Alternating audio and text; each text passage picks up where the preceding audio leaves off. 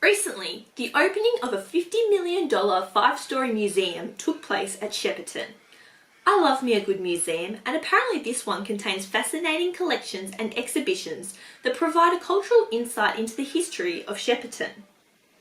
Now, I'm not going to be the one telling you about it. No, we've brought on our correspondent Arthur Galry, who will be telling both you and I simultaneously about the new gallery. Hi Arthur. Hi Kendra. Please, just call me Art. I think you're really going to love this story. I'm sure I am, Art. Let's start with the $50 million building. It sounds amazing.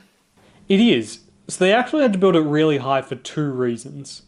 One, the surrounding landscape is made up of mostly flat forest comprised of river red gums, which makes it so that it would tower over the surrounding landscape like a temple of culture that you notice immediately on the drive from Melbourne to Shepparton.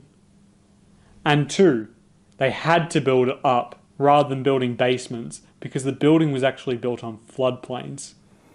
Wait, what? Yep. So they couldn't deeply embed the foundations and build a basement, which presented a really interesting logistical challenge because most museums store their collections in the basement. So instead, their collections are stored on the third floor of the building. They built this kingdom up from nothing. When they started, all there was a swamp, nothing else. And the king said they were daft to build a castle in the swamp, but they did it all the same. Right, yeah, okay. So anyway, because their collections are stored on the third floor, they've built an open and transparent environment in the museum to reflect a welcome and inclusive atmosphere, both behind the scenes and in the public spaces. They've also embedded display cases specifically designed to house their ceramics collection, which is intended to be stored in the museum permanently. And when they built the castle, just to show them, it sank into the swamp. So they built a second castle that sank into the swamp. Okay, Kendra, I'm going to tell you about some of the artworks being shown in the museum right now. The museum is located on Yorta Yorta country, so they're really looking to honour the history of the location as well as the surrounding natural landscapes. They have over 4,000 artworks, 4 gallery space. And then they built a third castle that burned down, fell over, and then sank into the swamp. But the fourth one didn't. It stayed up there. One of the galleries is named after Yorta Yorta artist Lynn Onus, and the People's Gallery is actually hosting the opening exhibition, Lynn Onus, The Land Within, which is the first significant showing of his artwork on country. They also have over 60 other And that's what you're going to get, lad. The strongest castle in the land. Kendra, are you even listening to me?